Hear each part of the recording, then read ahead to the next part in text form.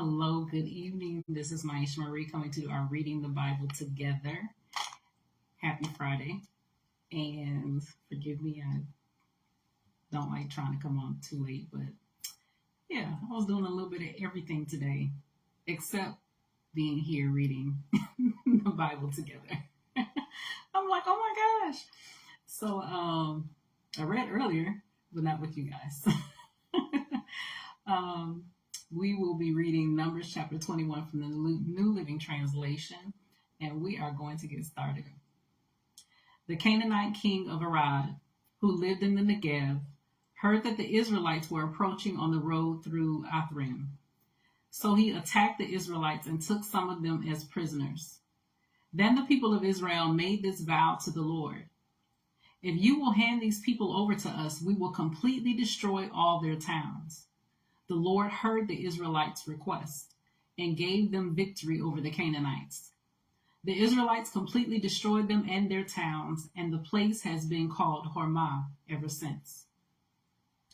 Then the people of Israel set out from Mount Hor, taking the road to the Red Sea, to go around the land of Edom. But the people grew impatient with the long journey, and they began to speak against God and Moses. Why have you brought us out of Egypt to die here in the wilderness? They complained. There is nothing to eat here and nothing to drink, and we ate this horrible manna. So the Lord sent poisonous snakes among the people, and many were bitten and died. Then the people came to Moses and cried out, we have sinned by speaking against the Lord and against you. Pray that the Lord will take away the snakes. So Moses prayed for the people. Then the Lord told him, make a replica of a poisonous snake and attach it to a pole. All who are bitten will live if they simply look at it. So Moses made a snake out of bronze and attached it to a pole. Then anyone who was bitten by a snake could look at the bronze snake and be healed. The Israelites traveled next to Oboth and camped there. Then they went on to Ai Abarim in the wilderness on the eastern border of Moab. From there they traveled to the valley of Zered Brook and set up camp. Then they moved out and camped on the far side of the Arnon River, in the wilderness adjacent to the territory of the Amorites. The Arnon is the boundary line between the Moabites and the Amorites. For this reason, the book of the wars of the Lord speaks of the town of Waheb in the area of Suphah and the ravens of the Arnon River, and the ravens that extend as far as the settlement of Ar on the border of Moab.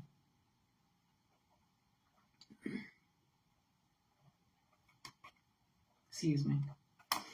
From there the Israelites traveled to Beer, which is the well where the Lord said to Moses, assemble the people and I will give them water.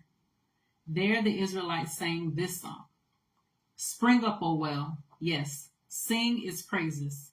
Sing of this well, which princes dug, which great leaders hollowed out with their scepters and staffs.